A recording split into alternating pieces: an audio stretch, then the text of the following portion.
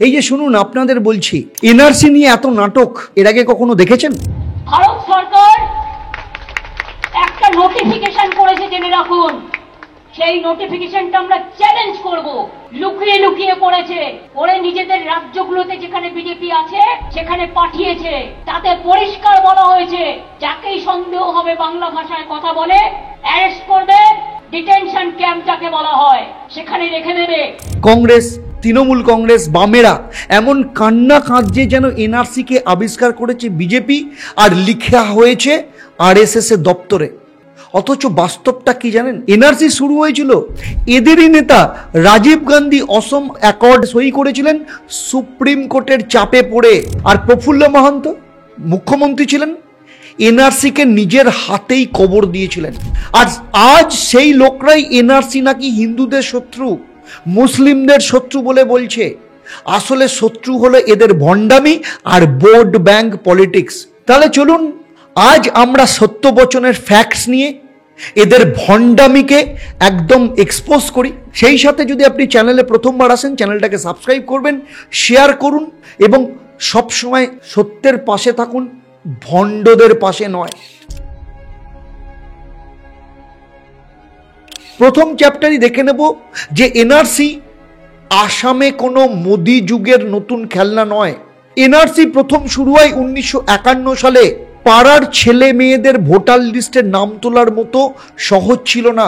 আসলে এটা তৈরি হয় পূর্ব পাকিস্তান বা পশ্চিম পাকিস্তান থেকে আসা অবৈধ অনুপ্রবেশকারীদের আলাদা করতে। তারপর কয়েক দশক ওটা ফাইলের ভেতরে ধুলোমাটি খেয়ে পড়েছিল। এরপর এলো অসম আন্দোলন 1989 থেকে 1985। হাজার হাজার মানুষ পথে নেমে একটাই দাবি করলো, বহিরাগত তারাও। প্রধানমন্ত্রী ছিলেন রাজীব গান্ধী। সুপ্রিম কোর্ট তখন সরকারকে নোটিশ দিয়ে হুঁশিয়ারি দেয়, নাগরিকদের রক্ষা না করলে আমরা আইনিভাবে দেখে নেব। রাজীব গান্ধীও বুঝে গেছিলেন এবার চুক্তি না করলেই মুশকিল। তাই হলো অসম অ্যাকর্ড 1985। আর যে একদম লাস্ট তারিখ, কাটা তারিখ যেটা ধরা হলো সেটা হচ্ছে 24শে মার্চ 1971। কংগ্রেস আজ সেই এনআরসি নিয়ে কাঁদছে। সেই এনআরসির জন্ম কিন্তু ওদের হাতে। কতটা হাস্যকর বলতো, এদের হিপোক্রেসির একটা মাত্রা থাকা উচিত। চ্যাপ্টার 2 এ কথা বলবো সেই মানুষটার সম্পর্কে যে কংগ্রেসের অ্যাসেট, প্রফুল্ল মহন্ত। মানে হিরো থেকে হিপোক্রেসি সমস্ত কিছু। প্রফুল্ল মহান্তি আসুর নেতা। অসমের মাটি থেকে বাঙালি মুসলিম অনুপ্রবেশ তাড়ানোর জন্য মঞ্চ কাঁপিয়ে দিয়েছিলেন।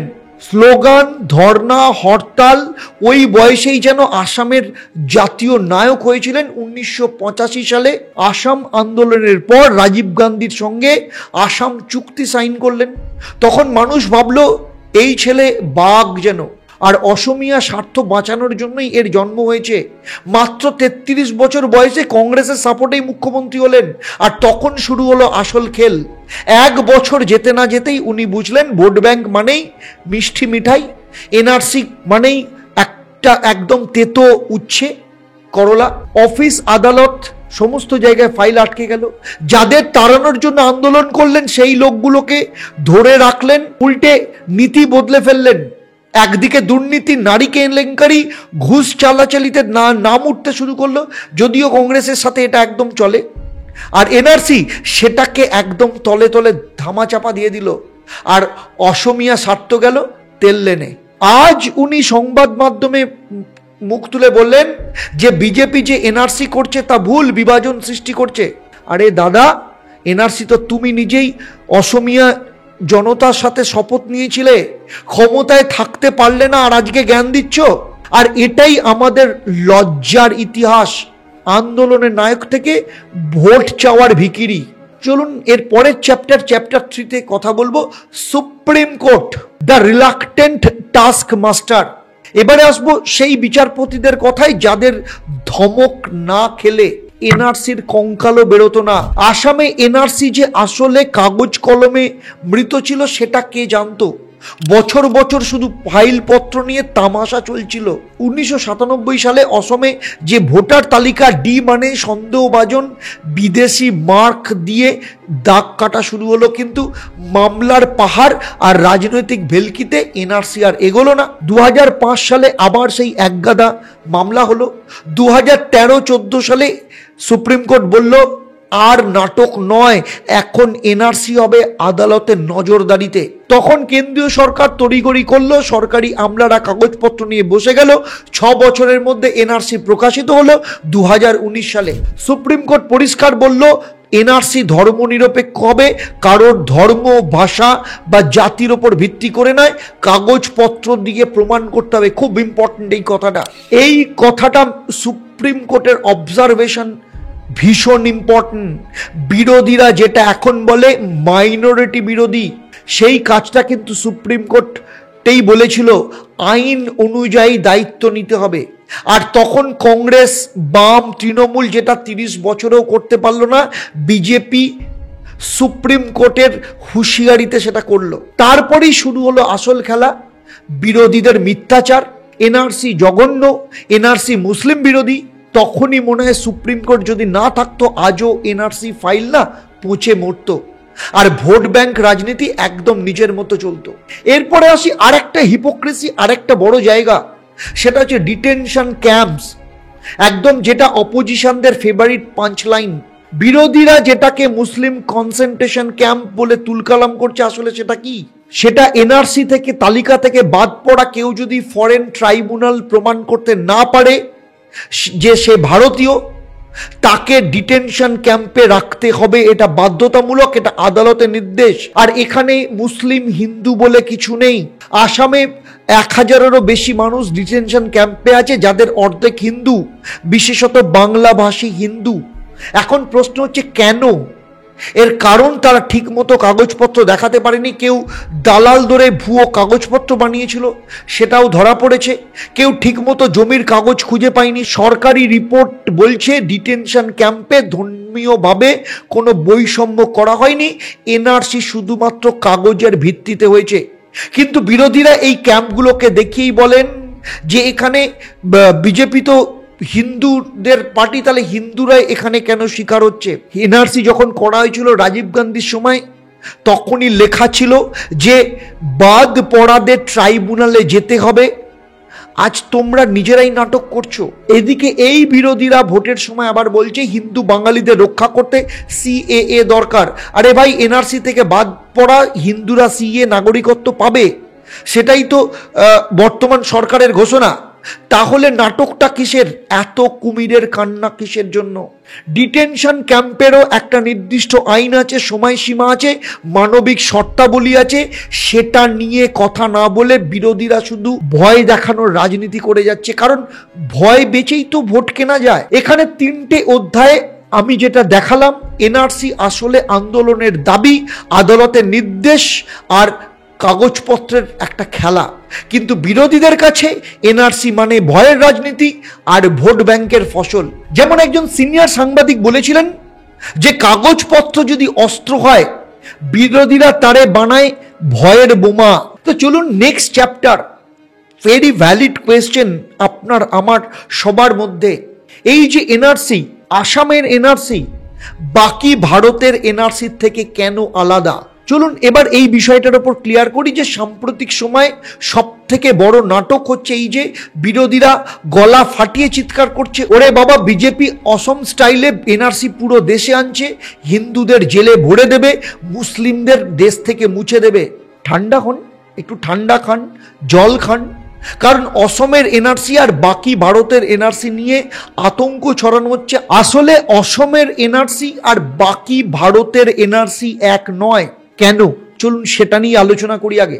অসম এনআরসি এসছে অসম অ্যাকর্ড থেকে 1985 সালে। সেই সময় অসম জ্বলছিল আন্দোলনে। বাংলাদেশ যুদ্ধের পর লাখ লাখ মানুষ ঢুকে পড়েছিল। তাই ঠিক হলো 1971 সালের 24শে মার্চকে একটা বর্ডার লাইন ধরা হবে। তার আগে যারা এসেছিল ঠিক আছে, কিন্তু তারপরে যারা এসছে তারা অবৈধ। সুপ্রিম কোর্টের নির্দেশে এনআরসি হয়েছে শুধু অসমে। 2014 সালে সুপ্রিম কোর্ট বলল কাজ আগে শেষ করো। ভারতের আর কোথাও সুপ্রিম কোর্ট এই কথা বলেনি। ভারতের বাকি অংশে এনআরসি করতে গেলে নতুন আইন লাগবে, সংসদে পাশ করতে হবে, রাজ্যসভায় পার হবে কিনা সেটাই বা কে জানে। অসমের পরিস্থিতি আলাদা, ওটা বর্ডার টেস্ট, বাকি রাজ্যের সাথে মেলাতে যাবেন না, মানুষকে ভয় দেখাবেন না। আর স্বরাষ্ট্র মন্ত্রকও বারবার বলছে এনআরসি মানে অসমের স্পেশাল হিস্ট্রি মেনে এসসির মনিটরিং যে তালিকা রয়েছে সেটাকে মেনে সমস্ত কিছু করা হচ্ছে। কিন্তু বিরোধীরা তৃণমূল কংগ্রেস বাম মিলে যা করছে তা একদম বাড়ির ছাদে উঠে চিৎকার, কারণ ভয় বিক্রি করতে মজা লাগে। আর ভোটারদের সামনে আইন কানুন বোঝানোর থেকে কাঁদুনি গাওয়া অনেক সহজ, ভোটটা তাড়াতাড়ি পাওয়া যায়। আর যারা অসমে এনআরসি আর দেশের এনআরসিকে এক করে বলছে তাদের বলুন ভাই, অসমের এনআরসি অসমের জন্যই, পুরো দেশের করতে গেলে আগে আইন বানাও, সংসদে পাশ করো, অত সহজ নয়। ওই কথাটা বলার পর ওদের মুখকে একদম কুলুপ এঁটে যাবে, আপনারও মজা লাগবে। বিজেপির এখন প্রশ্ন হচ্ছে, বিজেপির প্রতিশ্রুতি সত্ত্বেও কেন হিন্দুরা এখনো ডিটেনশন ক্যাম্পে? যতটা অদ্ভুত শোনার, বাস্তব ততটাই নির্মম। বাংলাদেশ থেকে বিতাড়িত হিন্দুরা উদ্বাস্তু, যাদের জন্য বিজেপি বছরের পর বছর ধরে নাগরিকত্বের প্রতিশ্রুতি দিয়ে এসছে, সেই মানুষদের অধিকাংশই আজও অসমের ডিটেনশন ক্যাম্পে বন্দী। বিজেপির নির্বাচন প্রচারে বারবার বলা হয়েছে ধর্মীয় নির্যাতনের শিকার হিন্দু উদ্বাস্তুরা নাগরিকত্ব ও সম্মান পাবে, কিন্তু সংবাদ মাধ্যম আর সরকারি তথ্য বলছে অসমের বিভিন্ন ডিটেনশন ক্যাম্পে আজও উল্লেখযোগ্য সংখ্যক হিন্দু বন্দী রয়েছে। এখন প্রশ্ন উঠছে কিভাবে এটা হলো? আইনের কড়া শর্ত বনাম বাস্তবতার মাটি, এই দ্বন্দ্বের মূলে রয়েছে অসমের এনআরসি আইনগত কাঠামো, যা তৈরি হয়েছিল 1985 সালে অসম অ্যাকর্ডের সময়। তখনকার প্রধানমন্ত্রী রাজীব গান্ধী সেই চুক্তিতে সাইন করেছিলেন, যেখানে স্পষ্ট বলা হয়েছে 1971 সালের মার্চের আগে, 24 মার্চের আগে বসবাসকারীরা বৈধ, বাকিরা অবৈধ। 2014 সুপ্রিম কোর্ট সরকারকে বাধ্য করলো আইনে নাগরিক পঞ্জি হলফনামা দিতে। আর ফলাফল কে হিন্দু কে মুসলিম তা না দেখে কাগজপত্র দেখে তালিকা তৈরি হলো। যাদের কাছে প্রমাণপত্র নেই তাদের বিদেশি তকমা দিয়ে ডিটেনশন ক্যাম্পে পাঠানো হলো। এখন সব থেকে ভ্যালিড পয়েন্ট যেটা, এই যে উদ্বাস্তু যারা তারা খেয়ে এখানে এসছে, তারা কি নথি সঙ্গে করে নিয়ে এসছে? যে বাস্তবটা একদম উপেক্ষা করা হয়েছে তা হলো পূর্ব পাকিস্তান ও পরে বাংলাদেশ থেকে ধর্মীয় হিংসা থেকে প্রাণে বাঁচিয়ে চলে আসা হিন্দুদের কাছে কাগজপত্র থাকার কথাই নয়। তারা রাতারাতি ভিটে মাটি ছেড়ে পালিয়ে এসছে। কে বা কিভাবে তখন জমির দলিল আর ভোটার তালিকা সঙ্গে নিয়ে এসছে বলুন তো? এনআরসি কিন্তু এই বাস্তবতাকে পাত্তাই দেয়নি। নিয়মের খাতিরে তাদেরকে বাদ দেওয়া হয়েছে। ফলে যারা ভারতের মাটিতে আশ্রয় খুঁজেছিল তারা আজ অবৈধ হিসাবে চিহ্নিত। বিজেপির প্রতিশ্রুতি বনাম অসমের আইন, এটাই সব থেকে বড় দ্বন্দ্ব। বিজেপি রাজনৈতিকভাবে যে স্লোগান তুলছে হিন্দু উদ্বাস্তুরা নিরাপদ, সেটাই অসমে অসম্ভব হয়ে যাচ্ছে।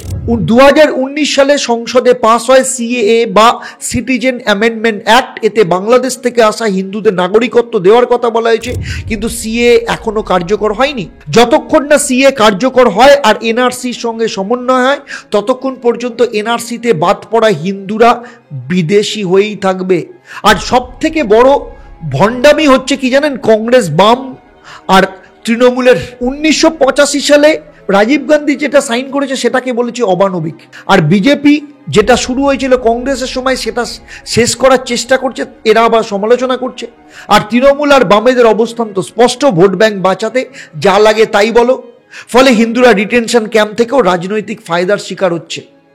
যারা ক্যাম্পে আছে তাদের কাছে এইসব আইন, রাজনীতি কোনো গুরুত্ব পায় না।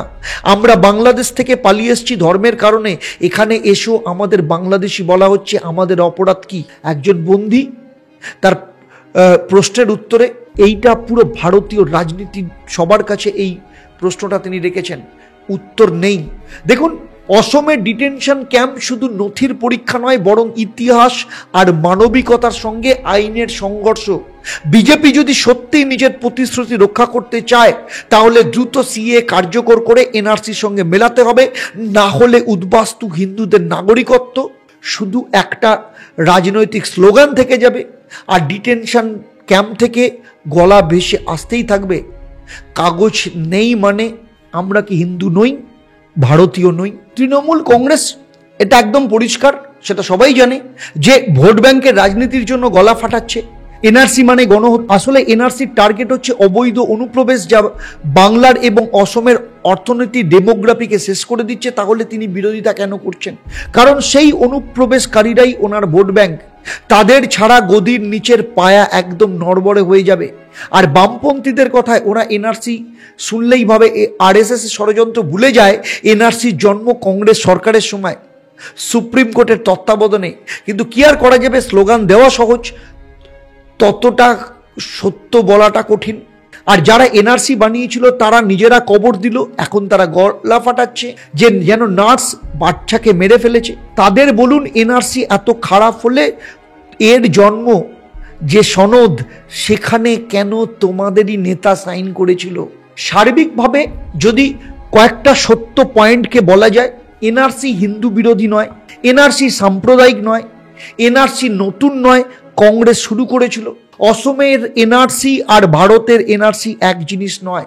কিন্তু ভারতের রাজনীতিতে সত্য হলো স্পিড ব্রেকার আর মিথ হলো ফার্স্ট লেন। তাই এই ভিডিওটা দেখার পরেও যদি কেউ পরের বার আপনাকে বলে এনআরসি বিজেপির সাম্প্রদায়িক খেলা, একবার মুখের ওপর বলে দিন তাকে, তাহলে রাজীব গান্ধী কেন সই করেছিলেন, প্রফুল্ল মাহান্ত কেন এনআরসিকে কবর দিয়ে দিয়েছিল, আর সুপ্রিম কোর্ট কেন এখনো সেটাকে সাপোর্ট করছে? আসলে এনআরসি কারোর ধর্ম দেখে নয়, দেখে কার পকেটে কাগজ আছে।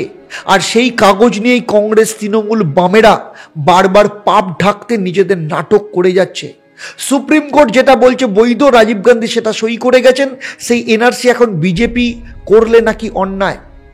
মানে আগে আগুন লাগায়, তারপর নিজেরাই জল দিয়ে সেটাকে নায়ক সেজে বসেন। তাই এই ভোট ব্যাংকের ভণ্ডামি চিরকাল চলতে পারে না। সত্য বচনের সঙ্গে থাকুন, মিথ্যে আর প্রোপাগান্ডার পাশে নয়। তাই এনআরসি নিয়ে আপনার মতামত কি অবশ্যই আমাকে কমেন্ট করে জানাবেন। এবং আমার এই আলোচনার মধ্য দিয়ে আপনি যদি নতুন কিছু জানেন বা আরও কিছু যদি অ্যাড করতে চান, অবশ্যই কমেন্টে আপনার মতামত দেবেন। আর যদি ভিডিওটা ভালো লাগে তাহলে অবশ্যই শেয়ার করুন প্রত্যেকটা মানুষকে, যারা জেনে না জেনে এইসব ভণ্ডামির শিকার। মানুষকে সচেতন করুন আর সত্য বলার জন্য আওয়াজ তুলুন এবং সবসময় সত্য বচনের সাথে থাকুন। নমস্কার।